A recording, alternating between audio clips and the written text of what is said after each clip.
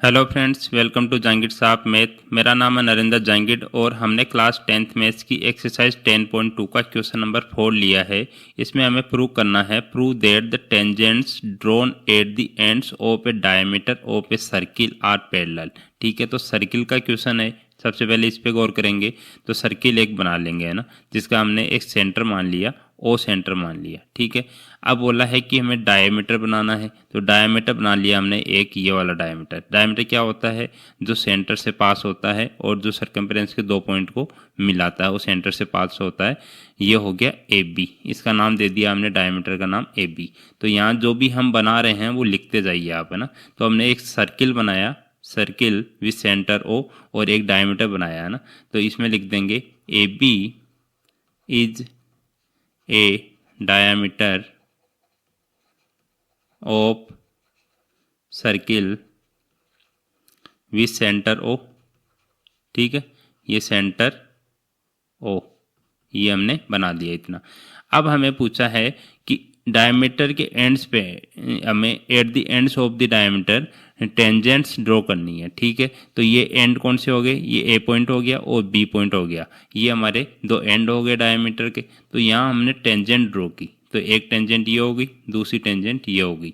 ठीक है, ये आप इजीली ड्रॉ कर लेंगे। ये आपको पेंसिल से करना है, सर्किल बनाना है, डायमीटर बनाना है, वो पूरा ये पेंसिल से ही करना है। ठीक है, एग्जाम बुक में जो लिखेंगे आप नोटबुक में, वो पूरा पेंसिल से बना के दिखाना है, ताकि अगर कोई भी एरर होता है, मान लो मिस्टेक हो जाती है आपसे, तो उसको इरेज कर सकते हैं आप इजीली। तो इसको लिखेंगे, इसका नाम मैं दे देता हूँ पी क्यू और इसका देता हूँ आर एस। ठीक है, तो दो हमारे पास टेंजेंट हो गई। अब हमें ये प्रूव करना है कि जो टेंजेंट्स है आर पैरेलल, दोनों पैरेलल है। ठीक है, तो पैरेलल कैसे प्रूव करेंगे इसको? इसके लिए हम क्या करेंगे, थ्योरम जो हमने पढ़ी है, थ्योरम 10.1 पढ़ी है, इसका हम यूज करेंगे। तो 10.1 थ्योरम में हमने क्या पढ़ा था कि कोई भी अगर सर्किल होता है, ठीक है, कोई सर्किल होता है और उसकी जो टेंजेंट होती, एक तो रेडियस होगी और इसके ऊपर टेंजेंट होगी, ये दोनों क्या होती है, एक दूसरे पे 90 डिग्री का एंगल बनाती है, मींस परपेंडिकुलर होती है, ये रेडियस और ये टेंजेंट।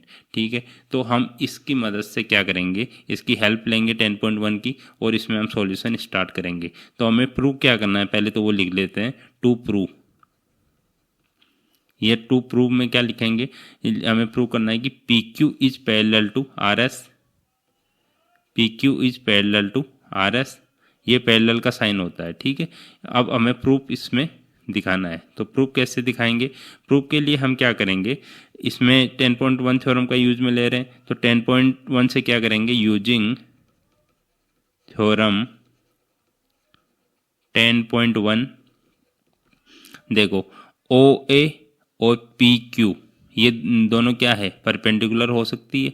ठीक है, परपेंडिकुलर होती है 10.1 थ्योरम से, कि ये रेडियस होगी ओ ए और ये टेंजेंट हो गई पी क्यू, ये एक दूसरे के परपेंडिकुलर होगी। तो यहाँ लिख देता हूँ O A is perpendicular to P Q, and दूसरी साइड भी देखो, ओ बी रेडियस है और आर एस टेंजेंट है, तो O B is perpendicular to R S. इसका रीजन क्या हो जाएगा, इसका रीजन हो जाएगा कि radii is perpendicular to tangent.